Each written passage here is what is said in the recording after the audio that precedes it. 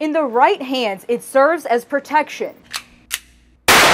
An oak tree, double my height, possibly even triple, uprooted. Less than 2 hours to go before all of this closes and we begin Ash Wednesday. Tonight we are live downtown in Sun, Louisiana. Kiran, Chawla, WAFB 9 News. Here's the I-Team's Kiran Chawla with her investigation, Chasing the Chief. It was a celebration to say farewell to one of their own. We all met at the police department, and we loaded in the same vehicle and traveled to Baton Rouge. Gonzales Police Chief Sherman Jackson was just one of the 7 Gonzales PD officers in a privately owned SUV headed to the capital city for a night out at Sullivan's, a restaurant and lounge. Were you guys drinking? I can't speak for anyone else. I can tell you that I had probably 2 beers throughout a 5-hour period. The night was fine until the trip back to Gonzales. 1:30, dispatch, 27 stop. It was 1:36 a.m., a Friday morning, November 18th, a week before Thanksgiving last year. A Gonzales police officer is running radar near St. Elizabeth's Hospital on Highway 30. He'd later write in his notes, a 2003 Ford SUV whizzed past him at a high rate of speed, clocked going 65 miles an hour in a 45-mile-an-hour zone. From there, the chase was on. LA 30 is turning solid. The officer got behind the SUV as the driver headed down Burnside Avenue into the heart of Gonzales. The driver, who had slowed down to 45 miles an hour, did not stop.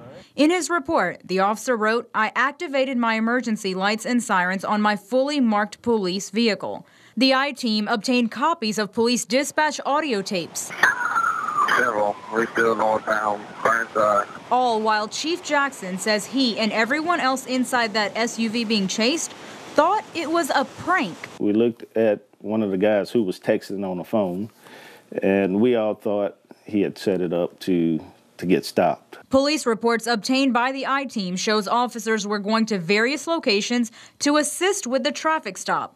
One notes in his report he performed a U-turn on Burnside, flipped on lights and sirens, and began to call the pursuit. At one point, you can hear tires squeal. Another officer advises dispatch the driver inside the privately owned SUV is not alone. Vehicle I saw multiple times. Burnside certification. It was one of our officers that we recognized who was at the office with all of us while we was getting prepared to leave, waiting for people to show up to leave.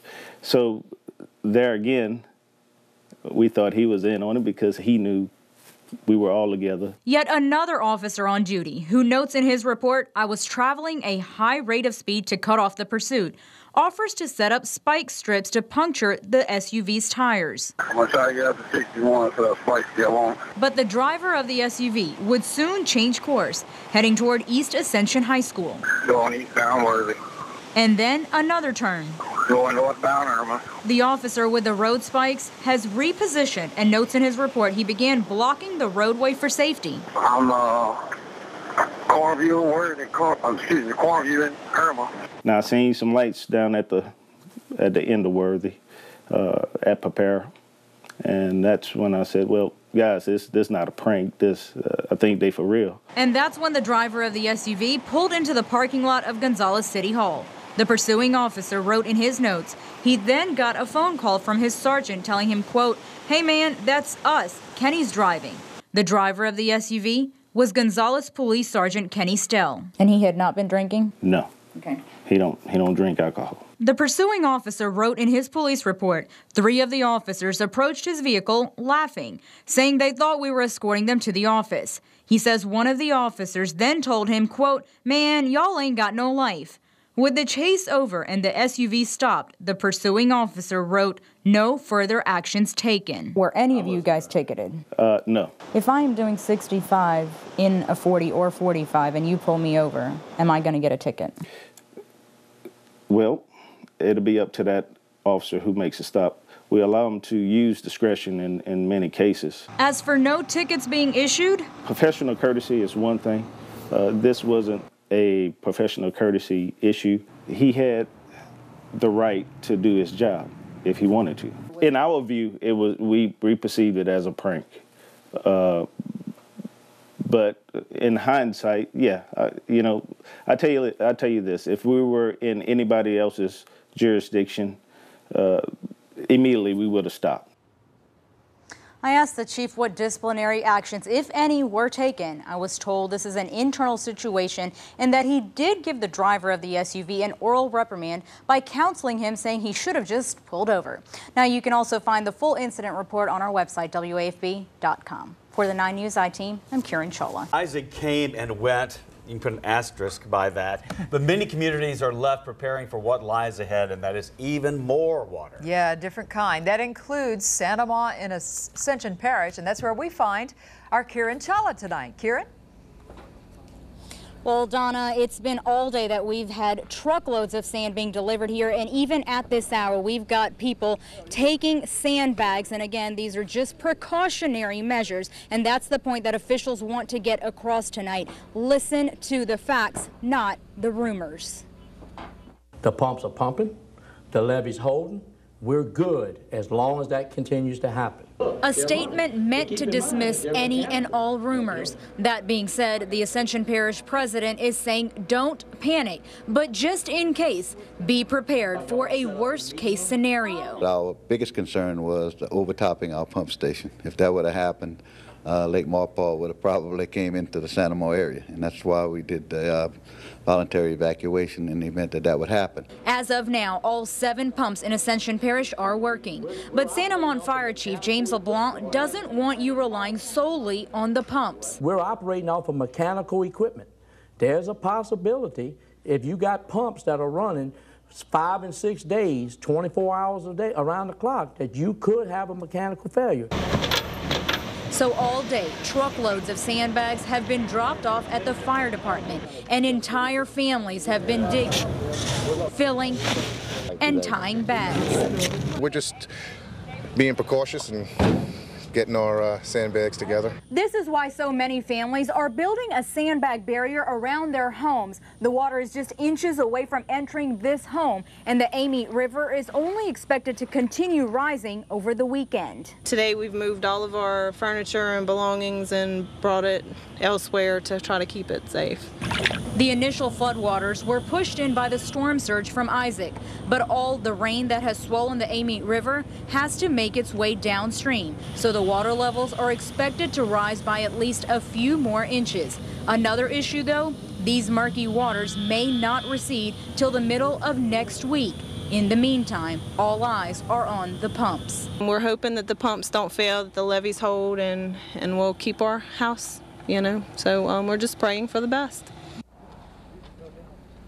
And we hope it is the best case scenario here. Again, that is a voluntary evacuation. A place for shelter is the Trademark building at the Lamar Dixon, and they are taking large animals as well. I'm told that a mandatory evacuation will only be issued if one of those pumps fails, and if a mandatory evacuation is issued, they will then also find a shelter for the dogs and cats. So again, just a voluntary evacuation from here. For now, we are live in Santa Ma. Kiran Chawla, WAFB 9 News. We'll send it back to you guys. Thank you, Kiran. It was supposed to be a great place to work out, the Powerhouse Gym. Except it can't seem to open. 7 months behind schedule now, and customer complaints are through the roof. WAP's Kiran Chawla has been looking into this one. She joins us now with more. Complaints not only to them, but to our newsroom as well. The Department of Public Works says they issued Powerhouse Gym a permit almost 3 months ago. But till this day, it doesn't look like much work has really started. Plywood, a lock, and a chain are at the Powerhouse Gym. Kerry Chauvin with the City Department of Public Works says he issued the gym's permit nearly 3 months ago, but since then hasn't received any requests for an inspection. It would tell me that there's not any work going on. Paperwork shows the company contracted with the job is out of St. Augustine, Florida. While we were at the gym, there were no construction crews in sight. Chauvin says Powerhouse has until November 3rd till their permit expires. Once we get to that date, they haven't requested any inspections or an extension to the permit, then we'll go ahead and void it out. I don't think it's ever going to open. I think everybody's just screwed out of their money. Frank Caruso says ads and flyers like these are what caught his eye last year. It says opening January 13th. Caruso says he was told if he paid for 3 years up front, he would be locked in for life at the gym for $20 a month. so he signed the dotted line last year in November. $839.30, $840. Caruso went to this very office, and every time he says he was told the opening date was pushed back. Finally, he got one of the owners, Ronnie Ola, who told him, I'll be open April 1st. He said, if I don't open April 1st, I'm saying this in front of all these girls as witness, I'll give you your money back. That's what he told me. do you have your money back? No. So we went to the Ola's home for some answers. I'm Kiran Chawla with WAFB. Can I talk to somebody? I was told the man at the door was Connie Ola's husband. He opened the door to tell me construction will begin by the end of this week. The contractor and investors would be here tomorrow. And for me, not to worry about it. What do you tell all the people who have given you money? He told me, quote, they haven't given us any money. Okay, well, can they get their money back? He replied, sure, but the gym would be open by the end of September. End of September? And if it's not open by the end of September? No answers to our questions there. The Attorney General's office is investigating Powerhouse. Now, if you have any problems with the gym, call the AG's Consumer Protection Division. That number is on your screen, 326-6499. Donna? Thank you, Kiran.